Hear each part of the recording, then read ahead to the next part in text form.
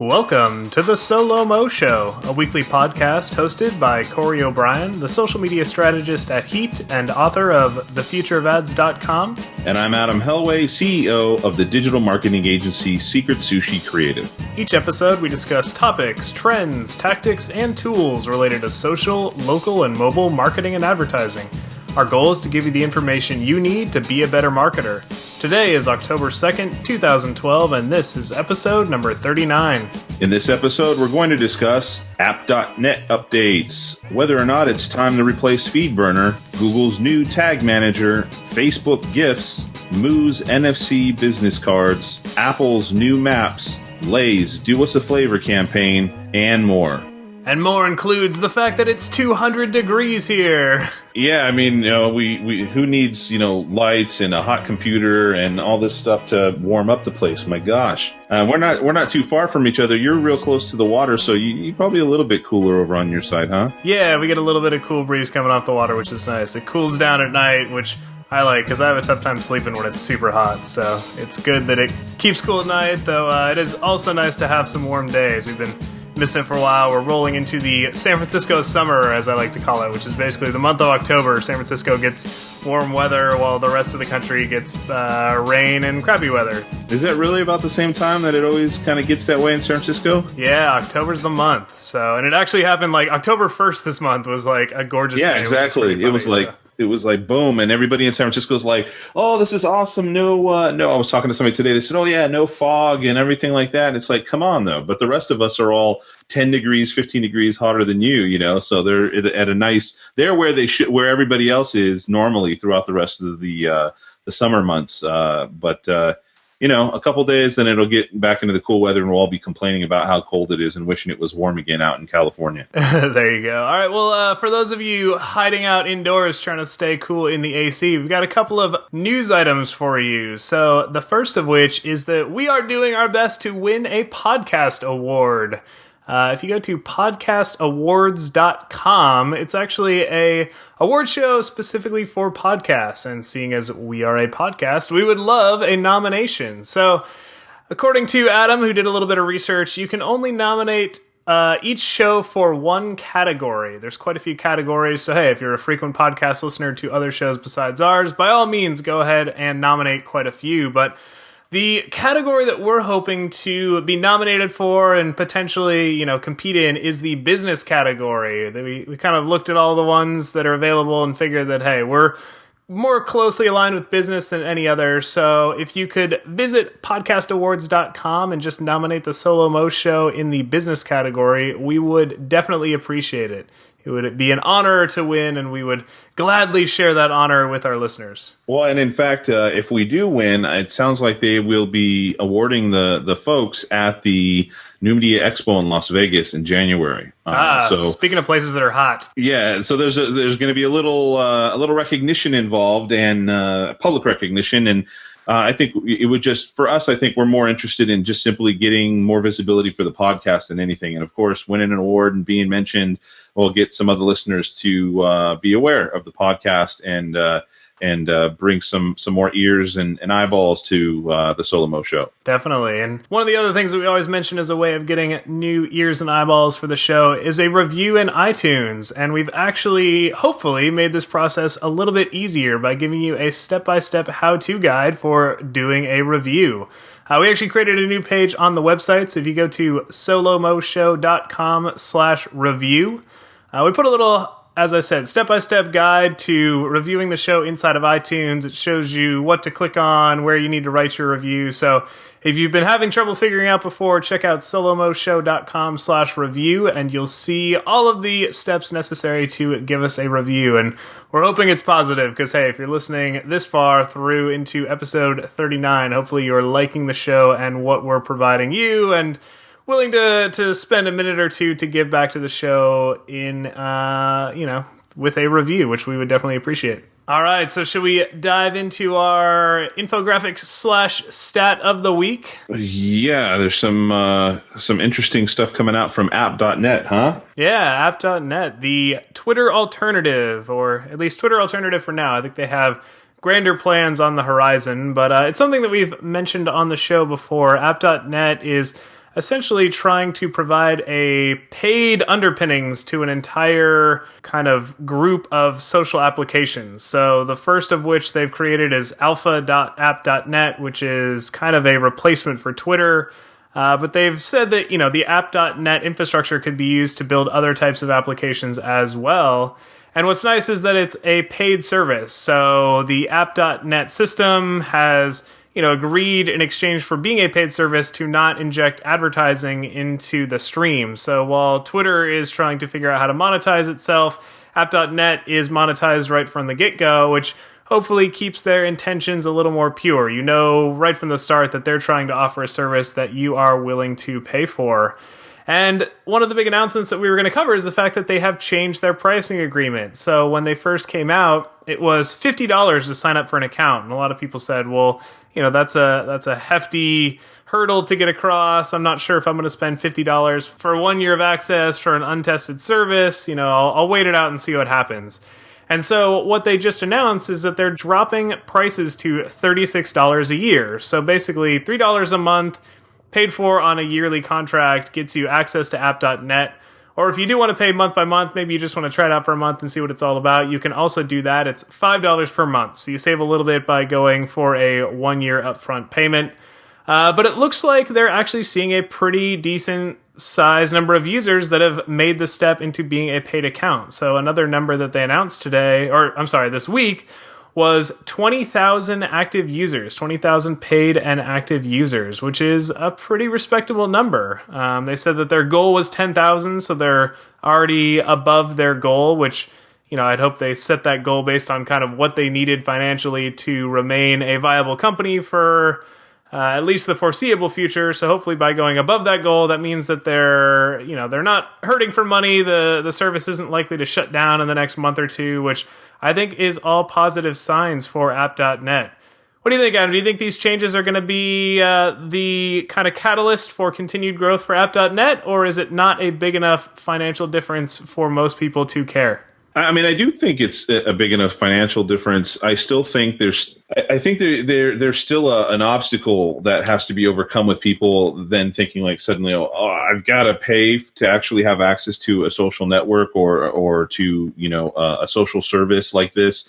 Most people are not accustomed to that. And so that's why I normally sign up for stuff very, very quickly. I'm an early adopter, but when there's something that has to be paid for, I just kind of want to make sure that it's right or that I'm ready to jump in, that there's it's offering something that I'm into. So you've been on app.net for quite some time now, almost since the get-go, I think. I didn't sign up until literally, I think, last night. And lucky enough is I was intending on doing it anyways at $50, and I looked and it was at the $36 a price, so that's a year. So that sweetened the deal a bit. I think also seeing that they had 20,000 users, their number that they said with that was that they were hoping to have at least 10,000 users, and the fact that they got to 20,000 so quickly allowed them, what do they call it, economics of scale or something like that, and they reduced the price a bit. And so I think it's going to be a combination of the price dropping, seeing other friends that are on there potentially, so they feel that there's actually people to converse with and to talk to. And then also the bevy of applications that are starting to get built on it, which was also part of the announcement that you can pay a developer price to get access to the developer API on the platform. They felt that they finally made the developer portion of app.net robust enough that they really wanted to start funneling developers in there, which with any good platform is how the platform spreads and goes into both mobile applications and other services that are out there. And so, my real problem with the whole thing is really the name, to be honest. I think that when it comes to the average Joe, a name like app.net doesn't really, it sounds to them more like it would be like a catalog for mobile applications or something like that. It doesn't have a social network sounding name. What do you think about that? I think that's interesting, and it might be something that they're doing on purpose. So what's interesting is, as I said, app.net is kind of a framework. It's not really intended to be a service in and of itself. And so what's happening is some of these mobile applications are starting to create their own branding and sit on top of app.net. So one of the ones that I downloaded recently is called River, R-I-V-R. It's an iOS application, and it actually incorporates features similar to Path. So you can share things like your current mood, and it then codes that into uniquely identifiable data that's shared on app.net. And when other River users read that post, it's translated into a little emoticon that includes, smiley face if you're having a good day. So, River, that's the consumer-friendly name. That's the way a lot of people are going to access app.net. And then app.net sounds a little techie because, hey, it's the techie back-end side of things. So one of the really nice things that they're doing is they've announced a developer payment platform. So they're actually going to take $20K per month and use that to disperse developer payments. Basically, if you're an app.net user, it keeps track of the applications you're using, and then once a month, it'll send you an email and say, hey, how much, do you like X application versus Y application? The ones that get more votes are going to get a bigger chunk of that $20K per month distribution. And the $20K is kind of a minimum. So if app.net does well, they're going to bump that up. If they see a lot of really good developer support, maybe they decide to throw a little bit of extra money their way. So I like that. I like that part of the money that you're paying is going towards motivating people to create good applications, because I think the good applications are what's going to make app.net itself good. So it's nice to see the money, you can draw a direct line from, hey, my $36 a year, part of that goes to app.net, part of it goes to the developers, which I also have control over how much of that money goes to my favorite developers versus ones that I'm not getting as much value out of. So, it's very upfront with how the money is flowing around. I think, good things coming from app.net. It's still something to keep a casual eye on. With 20,000 users, it's not this huge user base that major brands are going to be, spending a lot of time and energy towards, but it's growing and it continues to grow. So good signs coming from app.net. So speaking of applications that, the financial side of things is maybe a little bit backwards, Feedburner, a free service from Google, appears to be on its way out, on a definite slow decline. It's not dead yet. They haven't announced that they're killing it off, but all signs point to death, right? All signs point to death, exactly. So Feedburner was a service that Google actually acquired, years and years and years ago. And it is a RSS feed distribution service, and it's probably the number one RSS feed distribution service. So if you have a blog and you don't just want to use your built-in RSS feed, you want to actually give it to a service that will return analytics and return data and kind of manage the entire subscription process for you, most people have turned to Feedburner. It was kind of the default, it was the safe choice, and it was backed by Google, so people figured, hey, Google's got plenty of money, they're not going away anytime soon, Feedburner seems like a safe bet. But lately, it hasn't been so safe. The Feedburner forum is shut down, the Feedburner Twitter account no longer updates, even the Feedburner Google Plus profile no longer exists. And hey, Google Plus, they'll do anything to promote that thing. So when they kill off the Feedburner Google Plus profile, I think that's one of the final nails in the coffin. The blog is dead. The little, there was a little bit of support documentation that hasn't been updated in quite some time. So, maybe there's like one guy who at the end of the day, logs into Feedburner at Google for a half hour and checks stats and just make sure it's still running, but it doesn't have a team of people supporting it. They're not adding new features to it.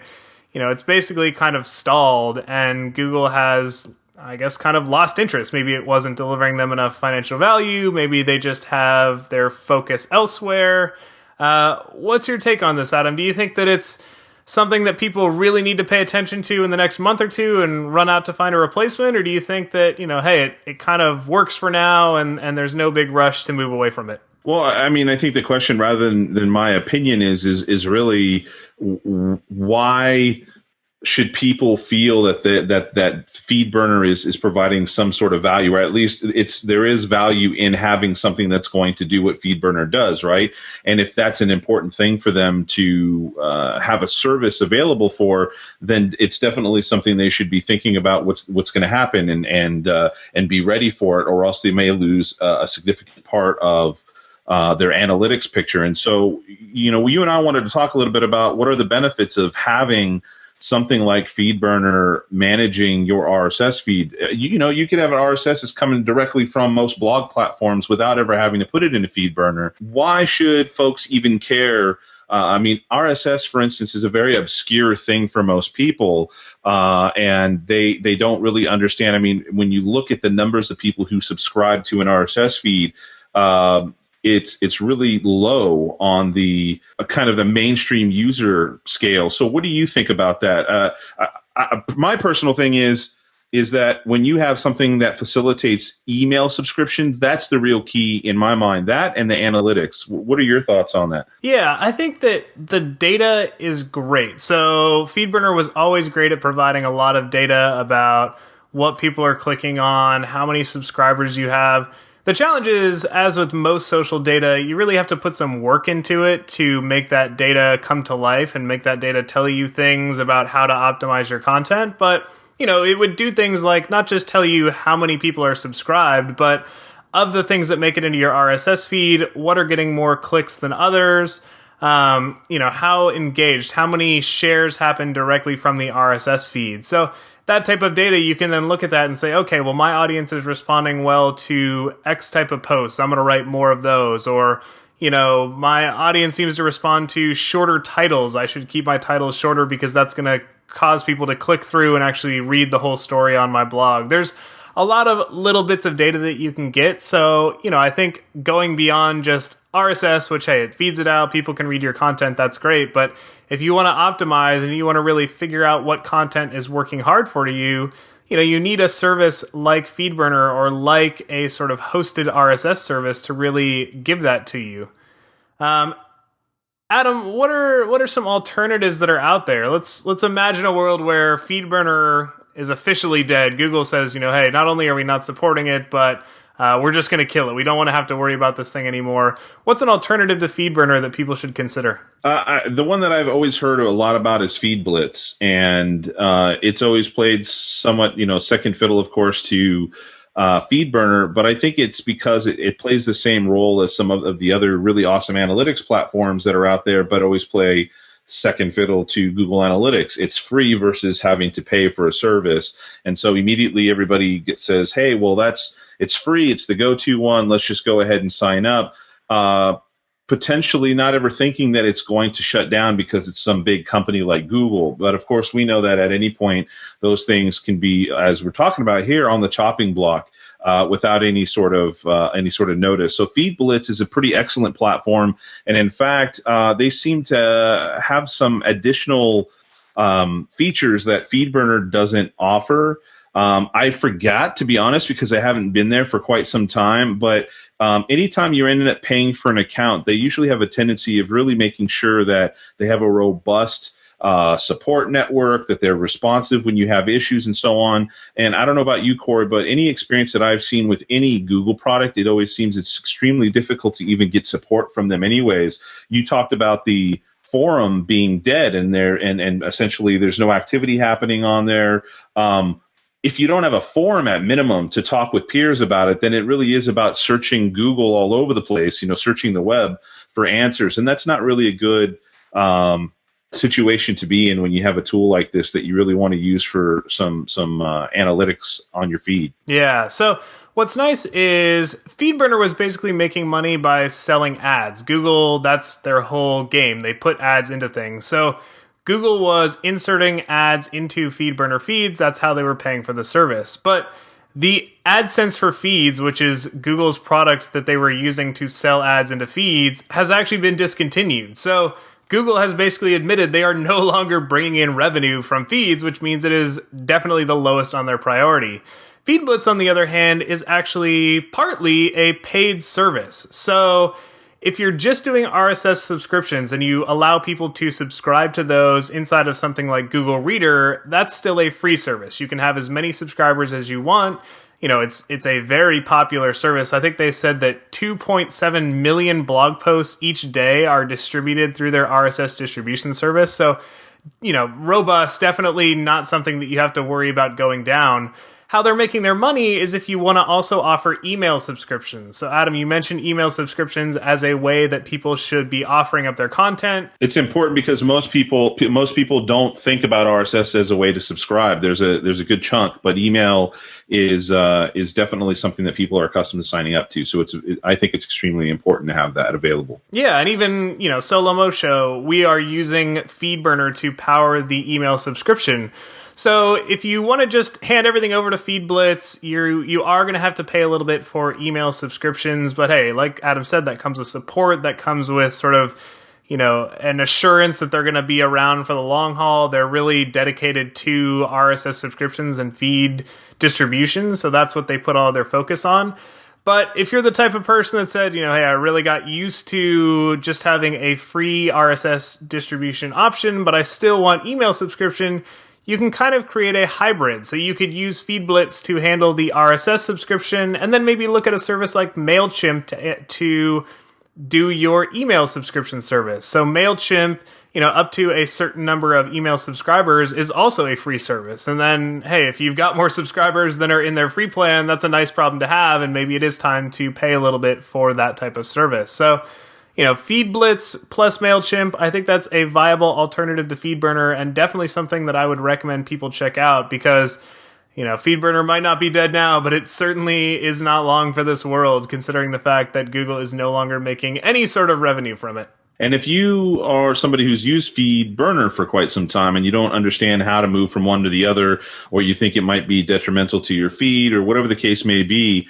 FeedBlitz themselves on their website, and we'll link to this in the show notes, they have a pretty comprehensive guide on how to migrate from Feedburner over to FeedBlitz, and I think they, for the most part, they say that we're going to make sure that it has very little impact on the folks who are subscribing to your feed or have been subscribed to your email via the feed as well. So I'd say check it out, feedblitz.com. I think they even make it pretty apparent directly on the homepage someplace that that they're the top place to go, and they have a resource available for those that want to move from Feedburner on over to their platform.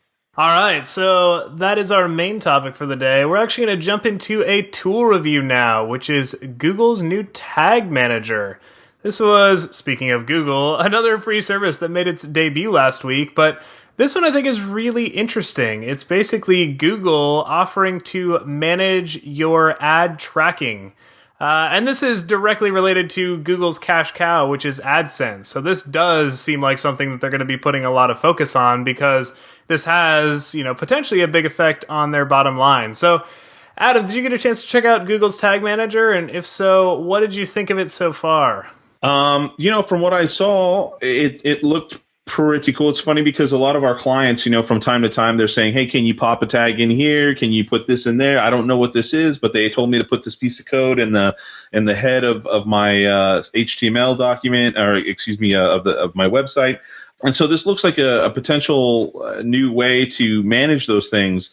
The things that I think from, again, just the video and kind of reading their blog post at the moment, it seemed that it was still a little bit more overly technical than it really needed to be for the average user. So, you still have to have somebody insert the tags one time in order to insert the tag in there.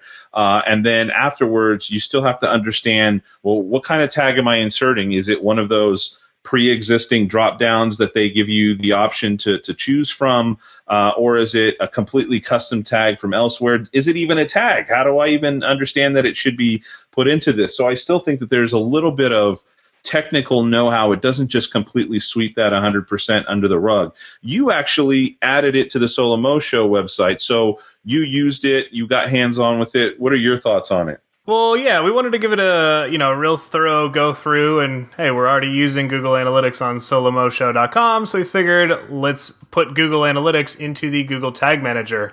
That's actually the only tag that we have on the site, so we basically replaced one block of code with the other. But I thought in terms of installation, it was all right. There were, a little bit of rough edges where I wasn't quite sure what I was supposed to put in a form field. You're labeling things as you go, and I was like, well, what am I supposed to call this thing? Is there kind of an example that I should be looking at to know how others are using it? So some of that is a little confusing. In terms of the actual installation, though, it's pretty easy. So if you're comfortable putting any kind of analytic tracking code into your site, you basically, Google's Tag Manager gives you a single block of code that you put in, and then all of your other tags are added in automatically through the Tag Manager system. So you put this block of code in our case, our theme that we're using for WordPress just has an option inside of the WordPress backend that says, what's your tracking code? Put it here. So I pasted the Google Tag Manager code there, and basically everything was ready.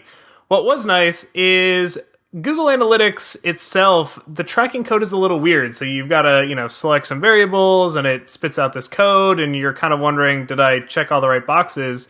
With Google Tag Manager, though, you just give it what's called your site ID number, which is an ID number Google themselves gives to your site. You put that in and it automatically generates the appropriate analytics tracking code for you. So it creates the code that doesn't pause the page while it's loading. It can actually load that code at the same time as it's loading other pieces of your page. So it's not slowing down the website loading. It's basically, always going to optimize the code that it's running against your site. So that part of it was nice. It had room for other things, which I did, again, run into a little bit of a hiccup. So for instance, we have the Pinterest buttons running on the site. And when you install the Pinterest buttons, it has you put a little bit of JavaScript into the header. And, it's code that goes into the header. It usually lives next to the tracking code area, but it's not really a piece of tracking code. So I was thinking to myself, do I put that in as a, general HTML tag? Do I not include that? I ended up not including that. But again, I wasn't quite sure if that was the right thing to do or not. So I think if you're not super technically proficient, maybe wait a little bit until some of these questions get answered and the forums get built out a little bit and people create best practices that you can refer to. But if you're somebody that's adding, tracking codes left and right, you're doing a lot of analytics and ad related tagging to a website, by all means, you're probably going to be more than comfortable enough with this tool to put it to good use and hopefully smooth out and streamline your process. So I think it's worth checking out. Again, it seems like something that Google's going to put focus on because a lot of their tags are related to AdSense, which is their big revenue driver. So this definitely seems like something that would be worthy of giving a few minutes to learn how to make the most of and get running on the sites that you are going to be tracking. So we have a plethora of topics for what, Corey? The lightning round. Bum, bum, bum. I have a little button I can shoot with little lightning effects and stuff in here. But usually we have 2 or 3 topics, and we have a lot of topics. I'm not going to say how many because we may not cover them all. What the heck? We got you said 9 topics right now? I think we got 9 exactly. So we are going to have to stick closely to our 1 minute boundary. But a lot happened this week. I was going through it. I was like, we try to cut out the things that aren't really vital, but it felt like a lot of these stories had at least a good amount of reach or a good amount of importance to them that we should cover them. We should give you our thoughts. And, as always, we include links to all of these stories in the show notes, which you can find at solomoshow.com after the show goes live. So we definitely encourage you to check these out, dive a little deeper on your own, but wanted to at least run through them and give our top level thoughts and maybe what's important to take away from each story. And since we're only doing it a minute or a minute and a half, we won't bore you too much, but we'll try to get through these here. So go for it, Corey. What's the first story you want to cover? All right, here we go. 60 seconds on the clock. Story number 1, ready and go. So the first thing we wanted to cover is Facebook Gifts. This was a huge announcement from Facebook. Basically, they are going to offer the ability to sell physical products through Facebook.com. They're going to promote this thing heavily in relation to birthdays and other special events. So instead of just getting a reminder, hey, it looks like your friend's birthday is today, Facebook is actually going to say, hey, it looks like it's their birthday. Why don't you send them a gift? You can send them things like flowers and cupcakes. And what's interesting is they're actually opening this up to local businesses as well. So it's not just, Starbucks gift cards and 1-800-Flowers. If you are a local, cupcake shop, you can apply to be included in Facebook Gifts. And when the person receiving the gift is in a zip code that you serve, you could be included in there. So I think this is definitely something worthy of checking out. I think Facebook's going to put a lot of effort towards this because it's potentially a lot of revenue for them. They're going to take a cut off the top, but hey, they're also doing the marketing for you, so maybe that cut is worth it for the traffic you're going to get. All right at the 60-second mark. Adam, what is your take on Facebook gifts? Ready and go. At first I didn't hear about the company play about, of course, allowing other folks, businesses to sell through there. But I said, there's no real way that this is going to fly unless it is it definitely sounds like it's a testing ground for trying to add gifting to the system so doing it around a birthday when you've got it's always very common that every year now on the birthday, every single person, whatever, if it's your birthday, you suddenly your walls are covered with people saying happy birthday, this, that, and the other. So that Facebook said, hey, let's go ahead and try to take advantage of that a little bit and see if people would actually be willing at the right price point to actually gift folks. I'm not too bullish on it. I don't know if it'll fly necessarily. I think they might have better luck doing some sort of commerce in a different way with these stores. But I guess we'll just have to wait and see. I'd be interested to know what our listeners think about that if they would give a gift through Facebook. All Bam! Right. Bam! Right on the money. I always feel so pressured. I'm like trying to formulate my thoughts and get it out in this 1 minute. And I don't know, when I hear that sound, my heart starts fluttering and everything. We got to get a different sound. Like that's what makes the lightning round so exciting, though. It's the pressure. You got to get it out in 60 seconds or less. I guess. Yeah, the pressure. Go for it. Number 2. All right, continuing on the Facebook news. Ready and go. So Facebook has begun to delete fake accounts. Woo! I never thought I would see the day, but they are apparently finally, admitting that there's fake accounts out there and they're deleting them. So TechCrunch ran the story. They found that some of these bigger pages, things like Zynga, that are more likely to be followed by fake accounts, had a pretty sizable chunk of their followers taken out. But what they're looking at is Facebook removing these fake accounts. So it's basically accounts people are setting up to, game rating systems or promise ad views, all sorts of essentially kind of bad things for the Facebook system. So if you happen to have a page that was being followed by fake accounts, you might see your follower numbers go down, but at the same time, things like your people talking about this number shouldn't go down because the fake accounts are not very active. They're just posting spam. So overall, I think this is going to be a positive for the Facebook system. I think it's about time. I wish maybe they had done it sooner, but it's good to see them taking action now. All right, Adam, 60 seconds on the clock. What's your take on Facebook deleting fake accounts? Go. I think it's inevitable for all social networks to be doing this. Twitter has been talking about how they're doing this lately as well. And so any of these networks, in order to kind of prove themselves, especially the advertisers, they have to prove that they're being as diligent as possible to remove spam. It needs to be an ongoing thing. So I'm happy to see Facebook doing this. And it really shouldn't have a negative effect on anybody. It should have a more positive effect and, in fact, make your numbers, although they may go down a little bit, it's still, like you said, the engagement level should still stay the same, and you're going to be worried. You'll also hopefully be paying for real people when you advertise as well. So purity in the network is going to help Facebook and hopefully also help advertisers. All right, 10 seconds left on the clock. You will save the audience from the lightning sound this time. Awesome. All right, last Facebook story for the day. 60 seconds on the clock. Ready and go. So this is Facebook's SDK for iOS getting updated with iOS 6 Facebook integration. So for those of you that missed the Apple keynote, Facebook is a deeply integrated part of iOS 6, which is really nice. Before Twitter was available, you could, with a little bit of code, add the ability to send a tweet from your mobile application. You can now do the same thing for Facebook. And so basically what Facebook has done is finalized and formalized their SDK. It hopefully makes it pretty easy to integrate Facebook sharing into your iOS app. And I think this should enable a pretty sizable increase in the number of Facebook to mobile integrations that we see. So, apps that are out there, they're going to make it easy. They're going to want to tap into this Facebook system. So I think we're going to see a lot of it. But there's also potential uses for marketers. For those of you that are kind of on that cutting edge, you're developing mobile applications or mobile platforms, maybe consider this. Think about how you could export into the Facebook system and whether users would want to share. All right, Adam, 60 seconds. What's your take on the Facebook SDK? Ready and go. So it gets me really angry when I see, it was like the last iteration. I think it was iOS 5 when they really tightly integrated Twitter into the iPhone. And it was really awkward when not awkward, but it just made me angry to be using applications that were using Twitter, but were obviously bypassing using the built-in Twitter features that were in iOS 5.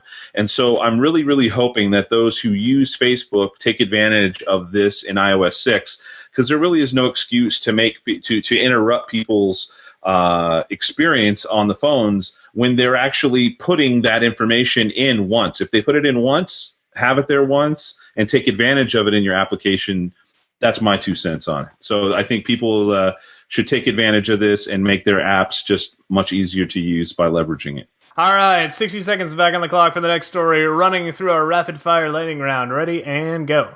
So, Tim Cook, the CEO of Apple, wrote a letter on Apple.com about the new Maps application. So there were a lot of complaints floating around about Maps, and they decided to release an official response from Tim Cook. I thought this was interesting.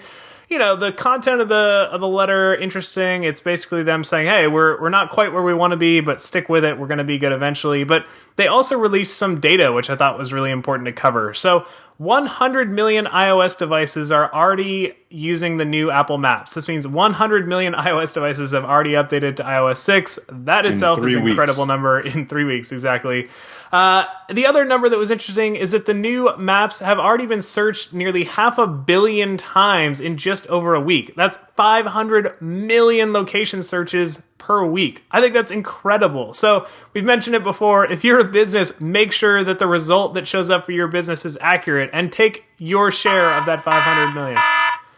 All right, Adam, 60 seconds on the clock. What's your take on this? Are these numbers astounding you? Ready, go. These are awesome. It's because the iOS operating system is usually the fastest to be updated or upgraded. Of course, there's a lot of iPhone 5s that have been sold that have iOS 6 already on it, but iOS operating systems are always very quickly adopted in comparison to the Androids, which are a little bit more fragmented and slow to adopt.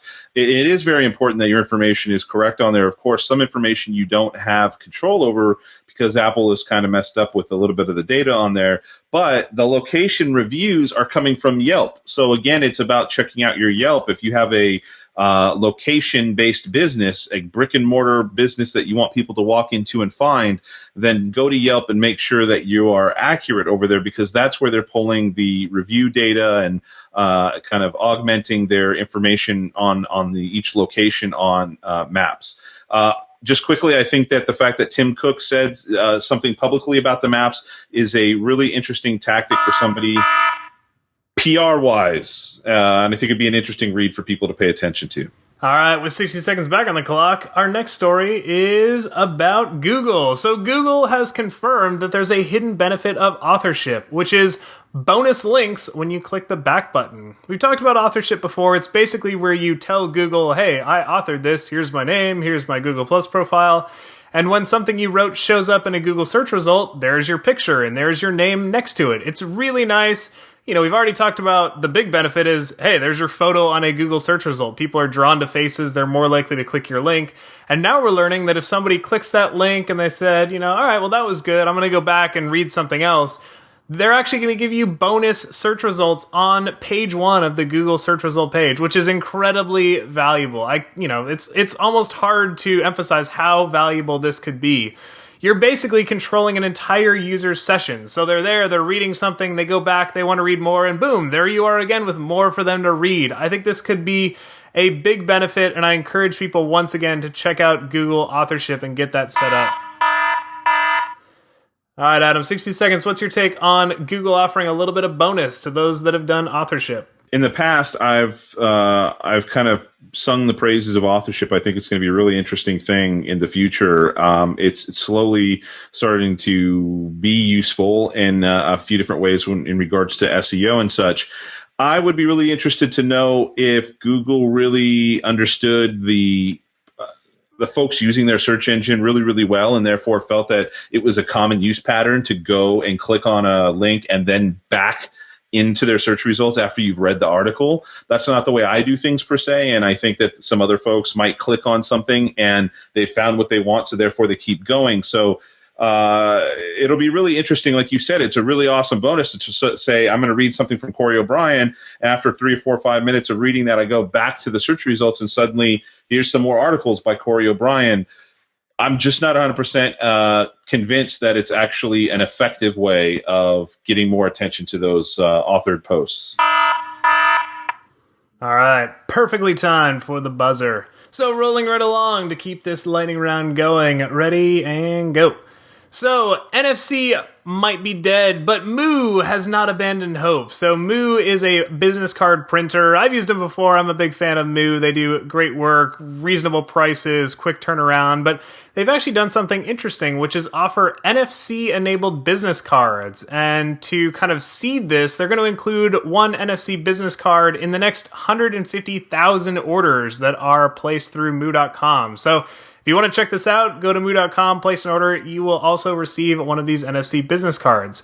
I do think it's interesting because, we don't really know what the readers are that can even accept information from an NFC business card. But hey, if Moo's going to try it, it's cool. It shows that there's still a little bit of life left in NFC. I think that this is kind of the perfect use case for NFC. It's sharing quick bits of data. I think this is good. I don't know that it's going to save NFC. I don't know that business cards are kind of the saving grace, but it's at least interesting to see people trying unique things. All right, Adam, 60 seconds. What's your take on the Moo NFC business card? Ready, go. I think it's really more of a sales stunt than anything. I think that with each batch, you're just getting one card, so it's not like you're getting a whole batch of NFC-enabled cards. You also don't know how many people that you give it to have NFC-enabled devices. If you're doing it with an iPhone, we talked about this last week. There is no, or the week before even, there's no NFC on the iPhone, so therefore it just doesn't work. It doesn't do anything. I would think that if there was some way that Moo was able to tie in to maybe, they obviously do QR codes, but maybe, I don't know, where you could bump two phones together or something, just like the old bump application or anything else that could be running NFC or maybe some sort of Bluetooth, because eventually the whole model for Moo is going to go away, or it's going to be diminishing, because everybody talks about when the death of business cards is going to happen. And it's going to be a little while, but eventually that model is going to go away. Folks are going to be using printed business cards a lot less. So I just think it's a little bit of a sales tactic at the moment. It does make me wonder if they're going to try to give Card Munch a run for their money. Maybe they've got an app on the horizon. Wait to see. All right, 60 seconds back in the clock for our next story. Ready and go. So Kellogg's, the cereal company, opened up a shop in London called the Tweet Shop. I don't know if it was a play on Sweet Shop, but regardless, they basically created a pop-up store to promote one of their new cereals. And if you walked into the store and thought to yourself, hey, I'd like to give that cereal a try, they would actually give you a free box. The catch was, in order to get that free box, you had to send a tweet. So on the wall, they had a big poster. It said, hey, for a free box of the cereal, just send out a tweet with this hashtag and exchange, we'll give you a box of the cereal to try. I think it's interesting. I think that, they're trying new things. They're trying to figure out ways of generating tweets, generating this social currency. Will it work? Of course. If people walk in, there's going to be plenty of people that are like, yeah, sure, I'll send a tweet for a free box of cereal, whatever. The question on my mind is, does it devalue the tweet? Are we now, willing to literally exchange a box of cereal for a branded tweet? And if so, will people stop paying attention to it? So, a lot of questions, but at least an interesting experiment. All right, Adam, 60 seconds on the clock. What's your take on the Kellogg's Tweet Shop? It really is copying the same model as we see with Clout. Clout says, if you want this perk, not if you want this perk. They always say you don't have to tweet if you don't want to, but we would really appreciate that you would share with your friends that you got this great perk to get a free Subway card or whatever the case may be. I think it's really interesting. You're likely going to give out free samples anyways. You do it at something like Costco or whatever. Why couldn't the person at Costco who's giving out the little cocktail wieners turn around and say, you know what, I'll give you this sample small pack that you could take home and try with your family if you were to tweet it out to, your friends and stuff. So, I don't see anything wrong with it per se. I see what you're saying about kind of devaluing the tweet, but I think people are doing this already, and the winner really is Kellogg's in this case, if they can get a little extra bump and attention because of these tweets that folks are sending out. Sorry, I forgot to show you. We have 2 seconds left on the clock, so you have once again spared the audience the lightning round sound. Spared them the sound of my voice. All right, we got 2 stories left, so let's finish strong. Ready and go. So next up is CW, the CW network, embedding live tweets in a print ad. They are promoting their next season with a print ad that includes an LCD screen. How crazy is this? They figured out a way of creating essentially a disposable computer. This thing, it's inside of a magazine.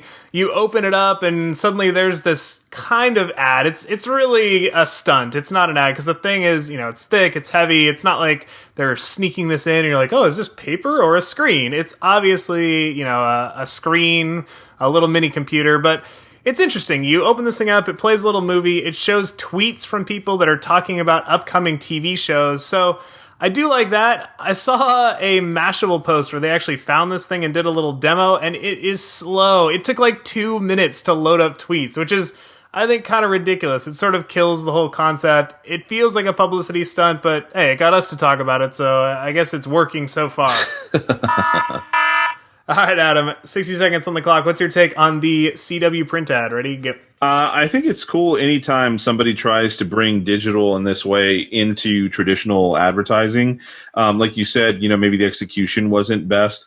I got to tour a local print shop, like I'm talking like one of the biggest print shops in all the Bay Area, and it was interesting to see some of the pieces they did for events where they were embedding little screens and things like that into printed material in order to play movies and so on. The thing I wanted to know about this was they're supposed to be live tweets, so this thing must have had Wi-Fi on it or something like that, which means that this was pretty darn expensive.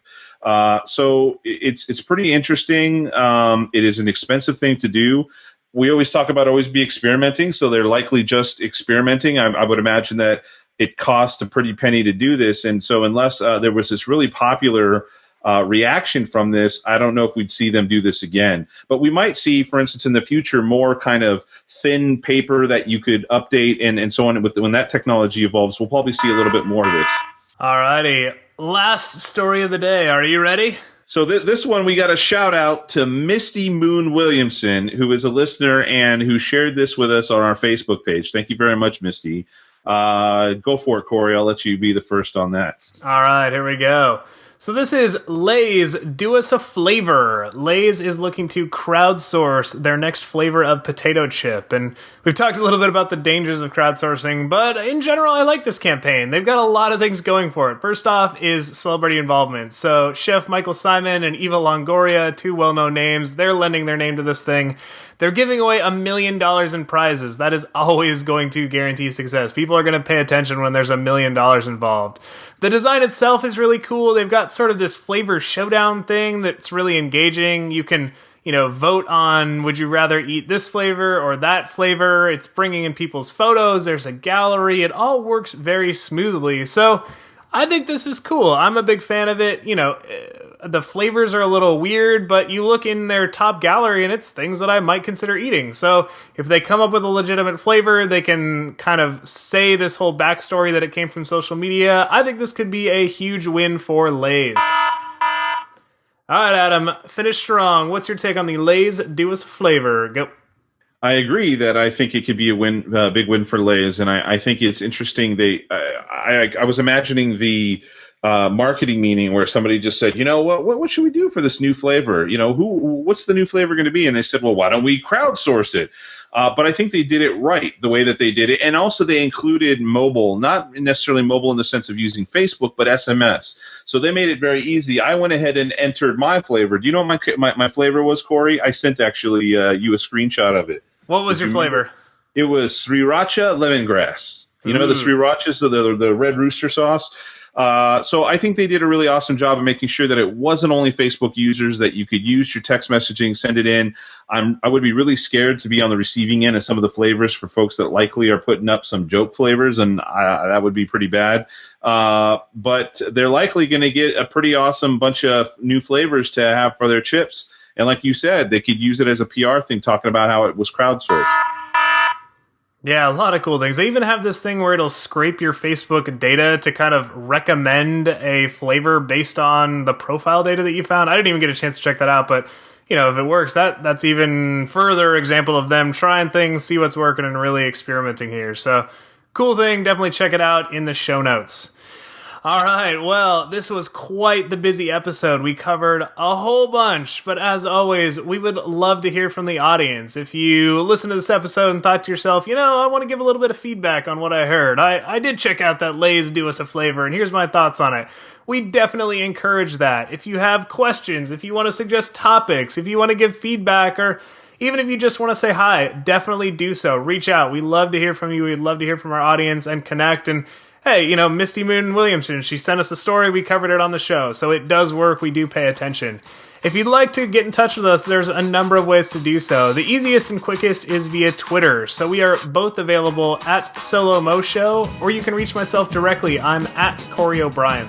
And I'm at Secret Sushi. You can also email us. Our email address is solomoshow@gmail.com. That's solomoshow@gmail.com, and we talked about it already. You can find us on Facebook. We have a Facebook page there where we share some of the stories that we talk about during the show, but actually a lot of stories that we never ever cover in the show throughout the week, things that we think are really interesting, tools and tips and other blog posts that we want to share. You can also find us on Google+, where we're a little less active, but we're on there. And we have our Solo Mo Show account on Pinterest. Previously, it was a pin board that Corey and I shared, and we now have an entire account that actually has multiple boards with a bunch of great stuff there. So check us out on Pinterest. All right, and as always, all of the links that we discussed today, as well as links to the social channels that we just mentioned, can be found in the show notes, which are available at solomoshow.com or in the podcast player of choice. So if you use a podcast player, there should be an option to view the show notes. And we always make a point to include all of the stories that we discuss, in addition to oftentimes some additional links for you to check out to dive even deeper. So check those out if you want to see what we're talking about, and a lot of great stuff there. So we encourage you to see what the show notes are all about. And with that, we will call this episode a wrap, and hope you join us next week for another great episode of the Solo Mo Show. Take care.